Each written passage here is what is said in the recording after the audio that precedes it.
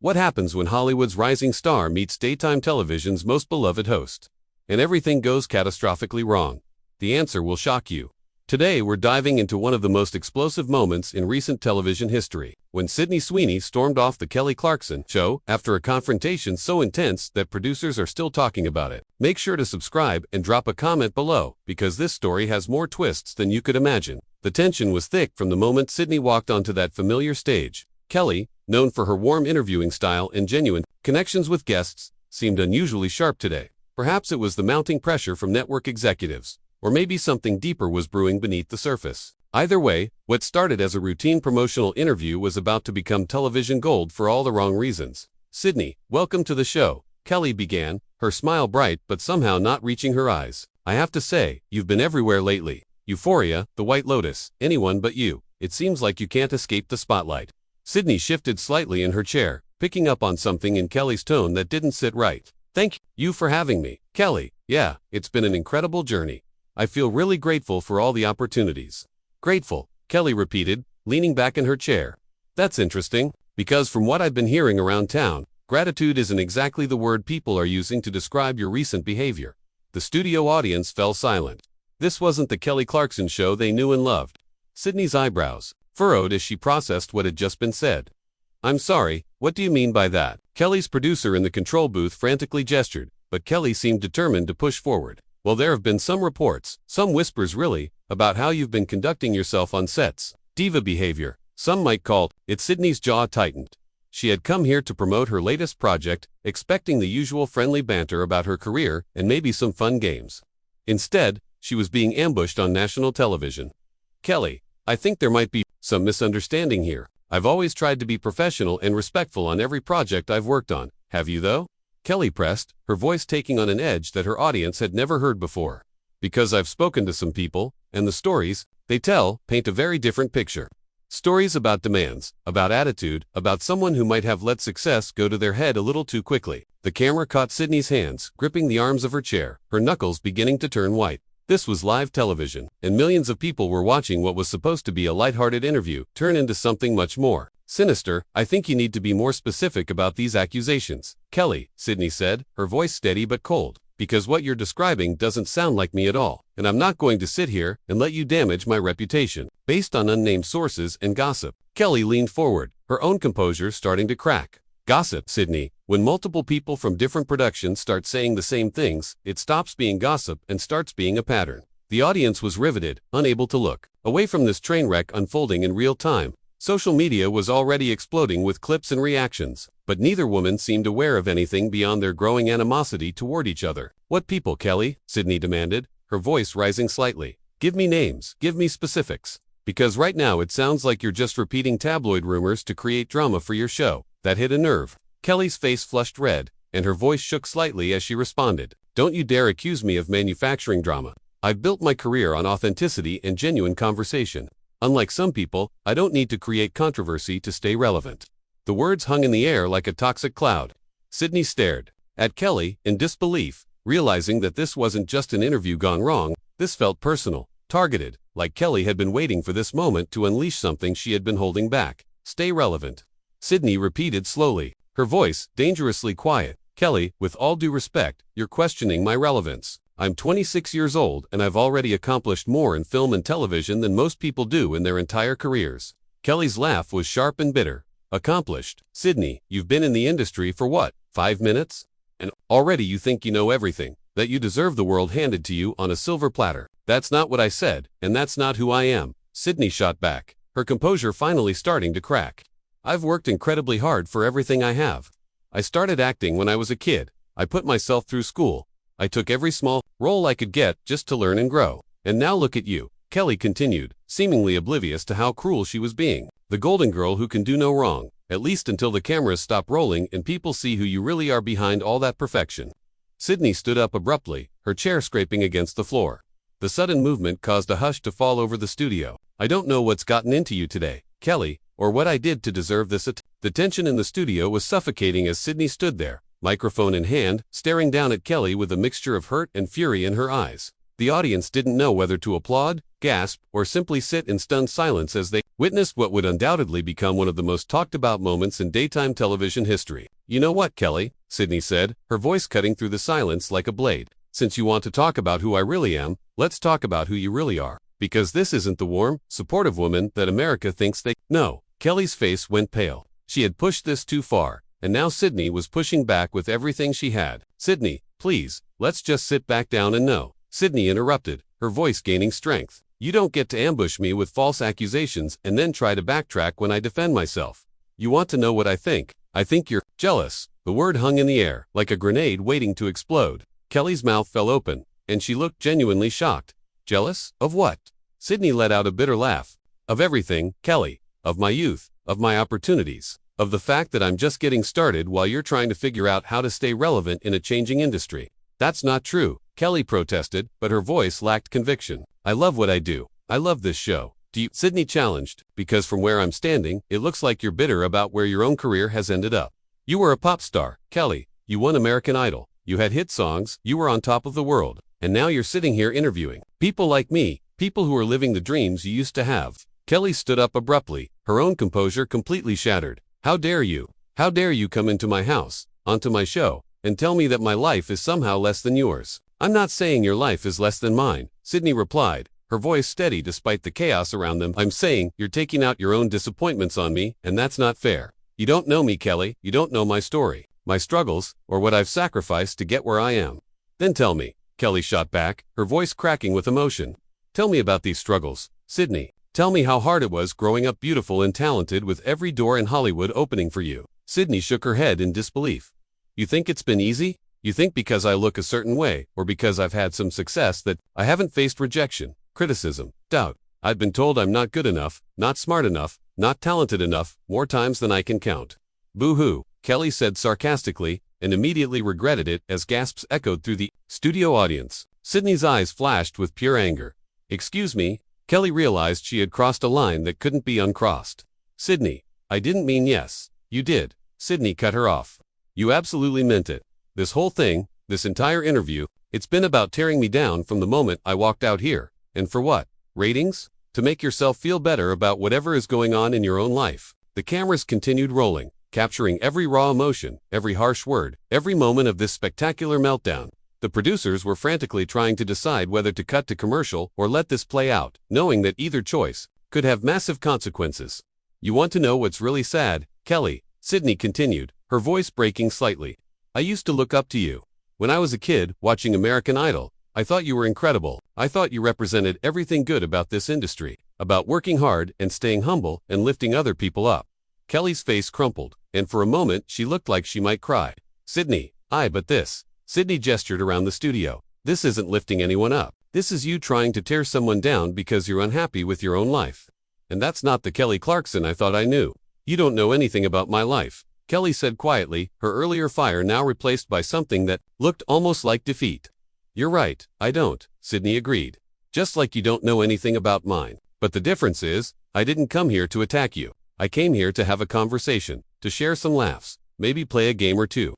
Instead, you decided to make me your target for whatever you're going through." Kelly sat back down heavily, in her chair, looking smaller somehow than she had at the beginning of the interview. "I'm sorry," she whispered, "but it was too little, too late." "Are you?" Sydney asked. "Or are you just sorry that this didn't go the way you planned? Because if you were really sorry, you would have thought about how your words might affect me." Before you said them, the studio was so quiet you could hear a pin drop. Even the crew members were frozen in place, unsure whether they should intervene or simply let this extraordinary moment continue to unfold. "I think," Sydney said slowly, clipping her microphone back onto her shirt, "we're done here." Kelly looked up at her with red-rimmed eyes. "Sydney, please, can we just talk about this off camera?" Sydney paused, considering the request. For a moment, it seemed like she might relent, might give Kelly the chance to explain or apologize properly, but then she shook her head. "No, Kelly, you chose to do this on camera, in front of your audience, in front of millions of people watching at home. You made it public, so my response is public too."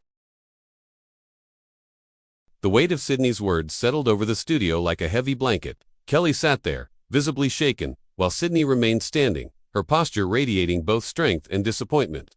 The audience was completely captivated, witnessing what felt like the most authentic moment they had ever seen on daytime television, even if it was painful to watch. You know what hurts the most about this whole situation? Sydney continued, her voice softer now but no less powerful.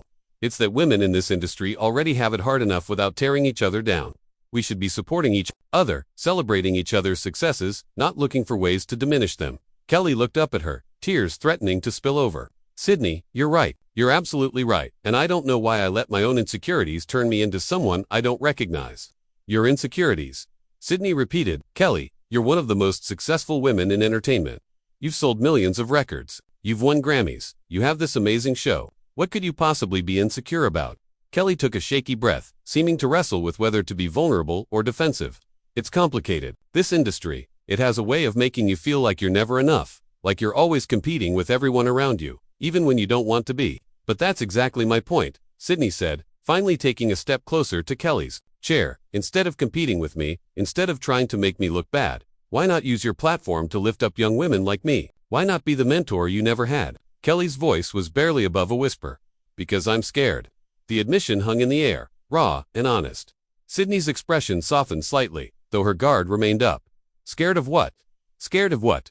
Scared of being forgotten, Kelly admitted, wiping at her eyes. Scared that every new talented young woman who walks through that door is proof that my time is up, that I'm becoming irrelevant, that soon nobody will care what Kelly Clarkson has to say about anything. Sydney stared at her for a long moment, processing this unexpected vulnerability. Kelly, that's not how success works. Me doing well doesn't mean you're doing poorly. There's room for all of us. Is there though? Kelly asked, looking directly at Sydney for the first time since this confrontation began. Because every day I wake up and read about the next big thing, the next breakout star, the next person who's going to change everything. And I can't help but wonder where that leaves. People like me, people like you. Sydney shook her head in disbelief. Kelly, you're a household name. You've been relevant for over 20 years. You've reinvented yourself multiple times and succeeded every single time. If anything, I should be worried about where that leaves people like me. Kelly let out a bitter laugh. Sydney, you're 26 years old and already more famous than I was at the peak of my music career. You're booked solid for the next 3 years. You're on magazine covers. Everyone wants to work with you. And that terrifies me every single day. Sydney replied, her honesty matching Kelly's, because I know how quickly this can all disappear. I know that one bad movie, one wrong choice, one scandal, and suddenly nobody wants to hire me anymore. The pressure is constant and overwhelming.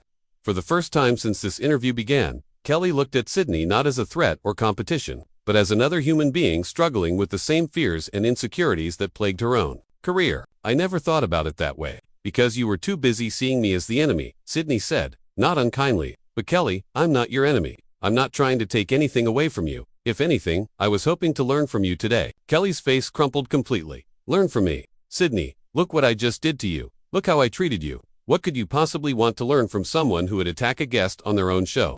Sydney was quiet for a moment, considering her words carefully. I could learn what not to do. I could learn how fear and insecurity can turn someone I admired into someone I don't recognize. I could learn that success doesn't protect you from making terrible mistakes. The words stung, but Kelly knew she deserved them. I've ruined this, haven't I? I've ruined everything. You've certainly made a mess, Sydney agreed. But the question is, what are you going to do about it?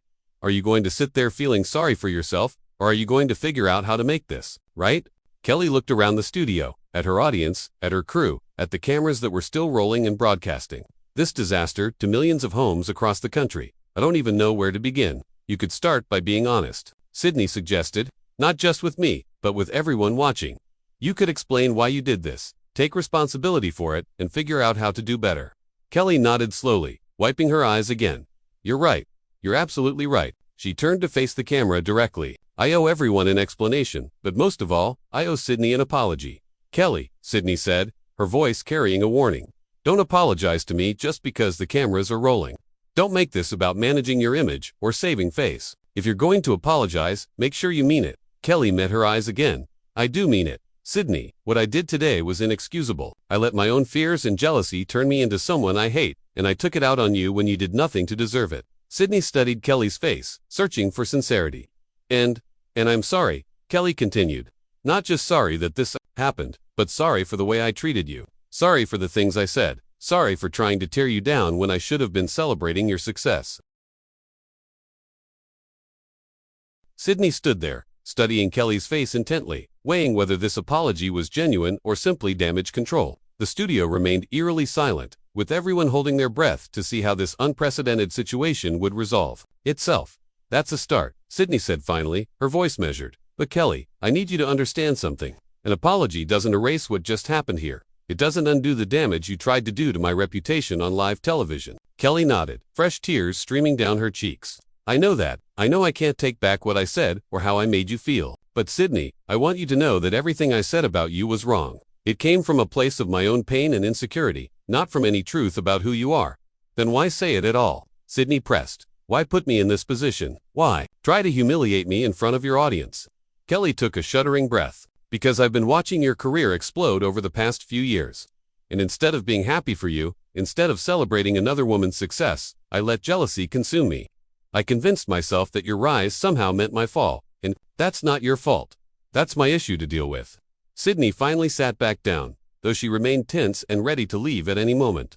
Kelly, I want you to listen to me carefully. Your career, your legacy, your impact on this industry, none of that is diminished by my success or anyone else's success. You've opened doors for women like me, whether you realize it or not. Have I? Kelly asked, genuinely uncertain. Because right now I feel like I've done the opposite. I feel like I've become everything I used to stand against. Today you did, Sydney said bluntly.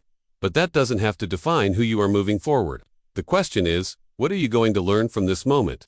Kelly looked directly into the camera, addressing her audience with more vulnerability than she had ever shown on her program. I want everyone watching to understand that what you witnessed today was not okay. The way I treated Sydney was not okay. And if you're someone who struggles with jealousy or insecurity, like I do, please don't let it turn you into someone you don't recognize.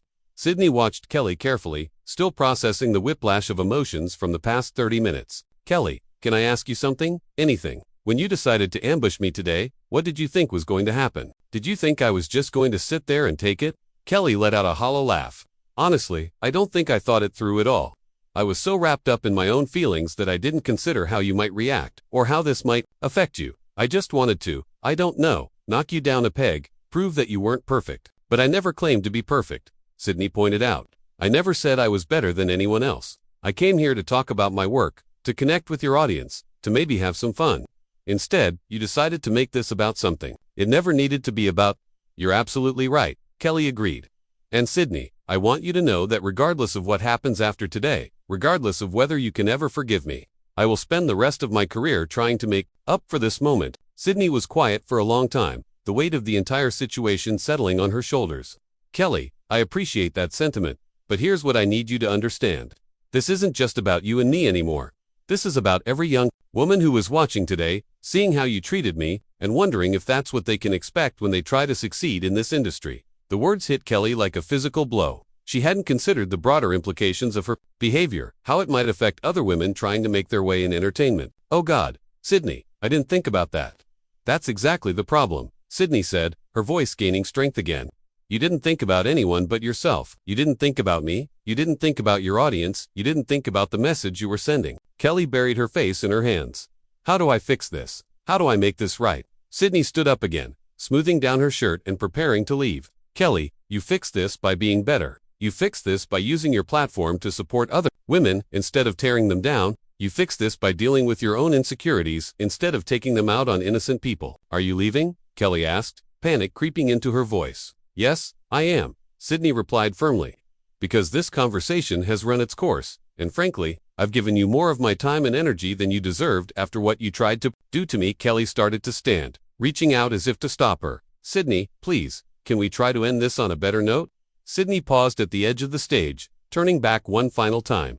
Kelly, you want to end this on a better note? Then learn from it. Grow from it. Be the woman your audience thinks you are, not the woman you were today. I will, Kelly promised, her voice breaking. I swear to you, I will. Sydney nodded once, then looked directly into the camera. To everyone watching at home, I want you to remember that success should inspire us to lift each other up, not tear each other down. We're all struggling with our own fears and insecurities, but that's never an excuse to hurt someone else. With that, Sydney Sweeney walked off the Kelly Clarkson show stage, leaving behind one of the most shocking and raw moments in daytime television history. Kelly remained in her chair, visibly shaken, as the cameras continued to roll and the audience sat in stunned silence. The confrontation that began with veiled accusations had evolved